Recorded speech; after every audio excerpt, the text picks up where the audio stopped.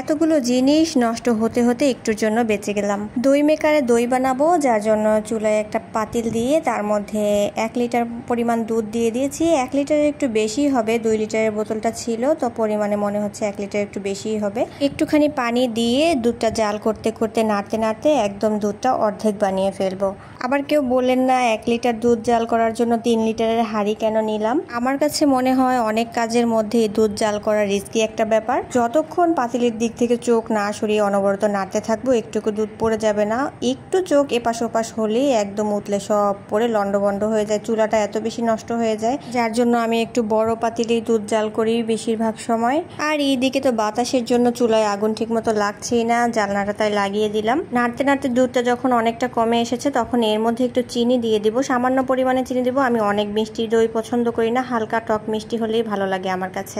চিনিটা নেড়েচেড়ে মিশিয়ে আর একটু জাল করে তারপর চুলাটা বন্ধ করে দুধটা ঠান্ডা করে নিব। দই বানানোর জন্য দই বীজ দরকার হবে, তাই আগেই আমি দই বীজটা পেতে রেখেছিলাম। দই বীজটা যত ভালো হয় দইটাও তত ভালো হয়। দই বীজটা দেখেন আমার একদম পারফেক্ট হয়েছে, একটুকু পানি ছিল না দই বীজটার মধ্যে।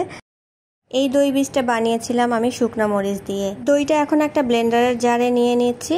দইটা ভালো করে ফেটে নিতে হবে। এটা কিন্তু হাত দিয়েও করা যায়, চামচ দিয়ে বা হ্যান্ড উইক্স দিয়েও করা যায়। তো আজকেই আমি প্রথমবার যে ব্লেন্ডারে মিক্সড করছি, এর আগে সবসময় আমি হাত দিয়েই করেছি। তারপর দেখলাম দুধটা ঠিকঠাক মতো ঠান্ডা হয়েছে, এখন এর মধ্যে দুধটা ঢেলে দিব। তারপরে হাত দিয়ে যে মিক্স করার কাজটা সেটা আমি ব্লেন্ডারে করে নিব। এই জাস্ট একবার দুইবার একটু ঘুরানি দিলেই হবে। মিক্সড করা হয়ে গিয়েছে, এখন দইটা বসানোর পালা। এর আগেও অনেকবার আমি দই বানিয়েছি, দই মেকারে বানিয়েছি, প্লাস্টিকের বক্সে বানিয়েছি, মাটির হাঁড়িতেও বানিয়েছি। আজকে আমি দই মেকারে বানাবো। দই মেকারের ভিতরে যে বাটিটা থাকে সেটার মধ্যে দুধগুলোকে ঢেলে দিলাম। এখন বাটিটাকে দই মেকারের ভিতরে বসিয়ে দিচ্ছি। তারপরে এর মধ্যে ঢাকনাগুলো দিয়ে ইলেকট্রিক লাইন দিয়ে ভালো করে এটাকে বসিয়ে দিব। বসিয়ে রাখলেই হয়ে যাবে। ইলেকট্রিক লাইন দিয়ে 6-7 ঘন্টার মতো বসিয়ে রাখতে হয়। 6-7 ঘন্টা পরে দইটা একদম পারফেক্টলি হয়ে যায়। তো আমি লাইনটা দিলাম। লাইনটা দেওয়ার পরে কেন জানি অনেকক্ষণ পরে দেখলাম এখানে একটা লাল বাতি জ্বলার কথা, সেই বাতিটা কেন জানি জ্বলছে না। তার মানে দই মেকারের লাইনটা পাচ্ছে না। তারপরে আমি প্লাগটা ঘুরিয়ে ফিরিয়ে এভাবে ওভাবে বিভিন্নভাবে চেষ্টা করলাম, তারপরে কোনোভাবেই লাইন পাচ্ছিল না।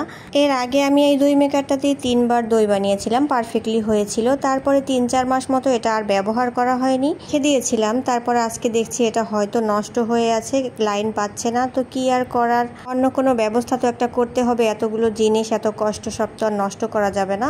পরে একটা প্লাস্টিকের বক্সের মধ্যে সেই মিশ্রণটা ঢেলে দিয়ে প্লাস্টিকের বক্সের মধ্যেই বসিয়ে দিচ্ছি। যা আছে কপালে তাই হবে, দেখা যাক কি হয়। তারপর ভালো করে আটকে দিয়েছি আর একটা মোটা তোয়ালে নিয়ে তার মধ্যে এটাকে ভালো করে পেঁচিয়ে নিব, যেন ভেতরটা একটু গরম থাকে তার জন্য। তো এভাবে পেঁচিয়ে রেখে দিয়েছিলাম সন্ধ্যা 8টার দিকে। আর আমি এটা খুলবো হচ্ছে সকালে 6টা-7টার দিকে এটা আমি খুলছি।